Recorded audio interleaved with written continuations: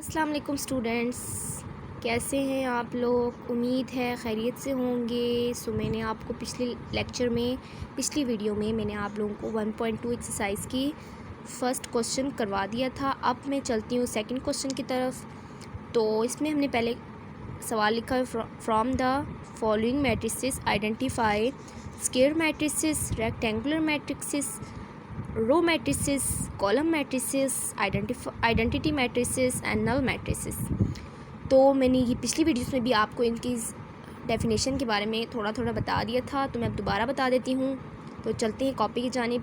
तो आइए कॉपी पे मिलते हैं। तो आगे हम लोग कॉपी की जानिब। अब मैं आपको दिखाती हूँ कि मैट्रिसेस के टाइप्स और उनको आइडेंटिफाई करने का तरीका।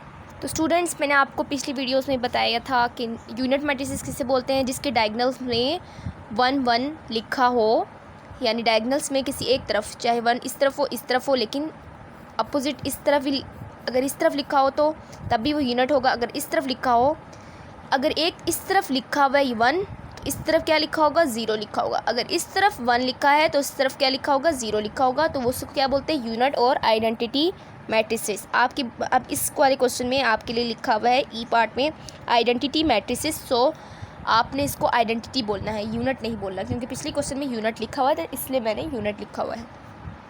नेक्स्ट है मेरे पास रो मैट्रिसेस। मैंने आपको कहा था वो हॉरिजॉन्टली होते हैं, हॉरिजॉन्टली ये था। तो ये क्या है, रो मैट्रिसेस है। कॉलम मैट्रिसेस वर्टिकली होता है, वर्टिकली जो होते हैं उसको बोलते हैं कॉलम मैट्रिसेस। नल मैट्रिसेस जिसमें कोई भी वैल्यू नहीं होती और बिल्कुल खाली होता है, जैसे 0 0 0 0, ये क्या है, नल मैट्रिसेस है। अब मैंने आपको बताना है स्क्वायर मैट्रिसेस। स्क्वायर मैट्रिसेस किस फॉर्म में होता है, square matrices are in the form of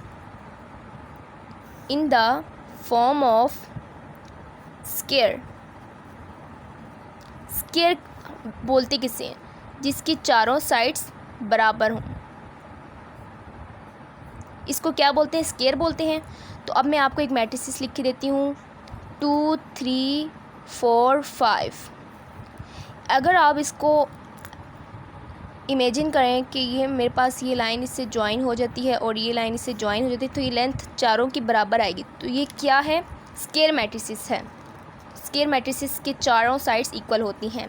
तो this is a square matrices because these values form a square. Next मेरे पास है रेक्टेंगुलर मैट्रिसेस। रेक्टेंगुलर मैट्रिसेस जो होते हैं उसके अपोजिट की 2 साइड्स बराबर होती हैं। Rectangular matrices are in the form of rectangle. Rectangular matrices are in the form of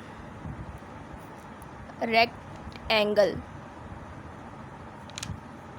सो मैं आप लोगों को बताती हूँ कि कैसे हैं।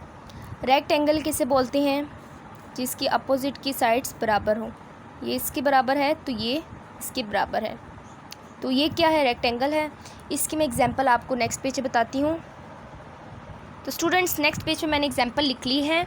तो आपने अपने पेपर में जब क्वेश्चन आएगा तो आपने इस लाइन को इस लाइन से वैसी पेंसिल से ज्वाइन करनी है। इससे ज्वाइन करेंगे तो आपको ये और ये दोनों साइड बराबर नजर आएंगी, ये और ये साइड बराबर नजर आएगी। तो ये आपको क्या बता रहा है कि ये क्या है, रेक्टेंगुलर मैट्रिसेस है। तो अब आई होप आप सबको क्लियर हो गया होगा। तो मैं आपको पिछला पेज दोबारा दिखा देती हूँ, तो ये देख लीजिए। अब चलते हैं बुक की जानिब। बुक में जो क्वेश्चंस मौजूद हैं उनका हम लोग आंसर देते हैं। तो स्टूडेंट्स, मैं आ गई हूँ इस पेज पे, बुक के सफ़े पे। तो अब मैं यहाँ पे आपको बताऊँगी स्क्वायर मैट्रिसेस के बारे में, रेक्टेंगल के बारे में। इसको आइडेंटिफाई करना है। तो स्क्वायर कौन कौन सा है, ये स्क्वायर है नहीं, क्योंकि आप जब इसको इससे ज्वाइन करें, इसको इससे ज्वाइन करें, तो ये दोनों साइड बराबर नज़र आ रही हैं और ये दोनों साइड। इससे आपको क्या पता चल रहा है कि ये क्या है, रेक्टेंगुलर है। इसके आगे हम लोग 1 लिख देते हैं, 1 इज़ रेक्टेंगुलर। और फिर ये वाला जो है, मैंने आपको बताया था कि कॉलम हमेशा वर्टिकली होता है, कॉलम इस फॉर्म में होता है। तो ये क्या है, कॉलम मैट्रिसेस। तो कॉलम के सामने 2 लिख देंगे। और इसके बाद है नेक्स्ट थर्ड, इसमें ये देखें, आप इसको इससे ज्वाइन करें, इसको इससे ज्वाइन करें। कॉलम और रो तो आपको पता है ना। रेक्टेंगुलर स्क्वायर में आपका थोड़ा सा गड़बड़ हो रहा है, तो आप इसके लिए मैंने आपको ये बता दिया है। और अगर इससे भी आपको समझ ना आए तो आप ऊपर की 2 वैल्यूज़ को गिने, साइड की वैल्यूज़ को गिने और नीचे की वैल्यूज़ को गिने। ये 1 2, ये 1 2, ये 1 2, ये 1 2, चारों साइड में 2 2 आ रहा है। और इसमें देखिए 1 2 3 1 2 1 2 3 1 2, तो 2 साइड्स हमें बराबर नजर आए। तो ये क्या थी? रेक्टेंगल थी। और ये मेरे पास क्या है? स्क्वायर है। तो ये कौन सा पार्ट है? थर्ड पार्ट भी स्क्वायर है। उसके बाद है ये वाली फोर्थ पार्ट 1 0 0 1। तो हमें कौन कौन से नाम दिए हम ज़रा पढ़ लेते हैं। Row matrices, identity matrices, column and null. Identity है क्योंकि मैंने कहा था आइडेंटिटी में हमेशा डायगोनल के साइड पे 1 मौजूद होता है। तो ये क्या है मेरे पास? आइडेंटिटी। नेक्स्ट है मेरे पास फिफ्थ है 1 3 5 2 4 6। अब आप ज़रा इसको भी ज़रा देखें। तो इसको भी जब मैंने आपको कहा था कि आप इनकी साइड पहले ये नंबर वैल्यूज़ को गिने। ये क्या है? 1 2, ये 2 वैल्यू हैं एक साइड पे, 1 2 3 इस साइड पे 3 वैल्यूज़ हैं, और 1 2 नीचे वाली साइड पे 2 हैं, और इस साइड पे भी 3 हैं।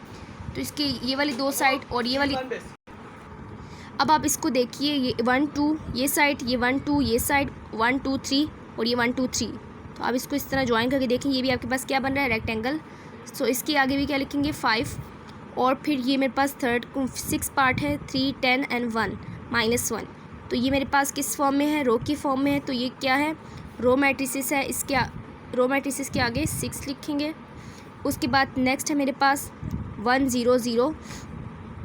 ये किस फॉर्म में? मेरे पास कॉलम की फॉर्म में है।